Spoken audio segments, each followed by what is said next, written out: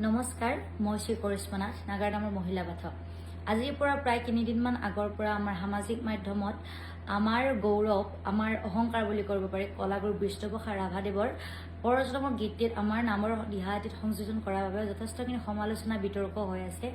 গতিকে মোক যদিও ক্ষমা বিচাৰৰ কথা কৈছিল, কিন্তু ইমানখিনি সমালোচনাৰ পাছত মই মানসিকভাৱে ইমানখিনি সবল নাছিলোঁ আৰু আজি মই এটি প্ৰতিক্ৰিয়া দিছোঁ। আৰু মই যদি কিবা ভুল ভ্ৰান্তি কৰিছোঁ, অজানিতে আমি এইখিনি কৰাৰ আমাৰ একদম ধৃষ্টতা নাছিলে, আমাৰ কাৰোবাক অপমান কৰাৰ আমাৰ একদম ধৃষ্টতা নাছিলে। কিন্তু যদিও কাৰোবাৰ অন্তৰত বা কাৰোবাৰ সন্মানত আঘাত কৰিছোঁ, তেতিয়াহ'লে আপোনালোকে নিজৰ ছোৱালী ভণ্টি বুলি সেইখিনি ক্ষমা কৰি দিব। আৰু সমূহ অসমবাসীৰ ওচৰত আমি ক্ষমা প্ৰাৰ্থনা বিচাৰিছোঁ যদি মই বা মোৰ দলটোৱে কিবা ভুল ভ্ৰান্তি কৰিছোঁ। কাৰণ আমি উঠি অহা প্ৰজন্ম, আমাক শিকাব লাগিলে আপোনালোকে শিকাব লাগিব, ভুল দেখাবলৈ আপোনালোকে আঙুলিয়াই দিব লাগিব। গতিকে আমাৰ ভুল হোৱাটো স্বাভাৱিক আৰু আপোনালোকে সেইখিনি আমাক দিহা পৰামৰ্শ দি কেতিয়াবালেও যদি আমাৰ এইখিনি দেখা পায়, আপোনালোকে সেইখিনি শুধৰাই দিব।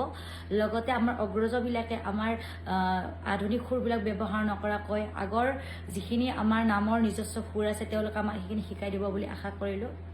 লগতে আপোনালোকে যেন মোক নিজৰ ছোৱালী বা ভণ্টি বুলি সেইখিনি ক্ষমা কৰি দিয়ে আৰু আগৰ নিচিনাকৈ আপোনালোকে সকলোৱে আমাক মৰম দিব, আশীৰ্বাদ কৰিব সদায়।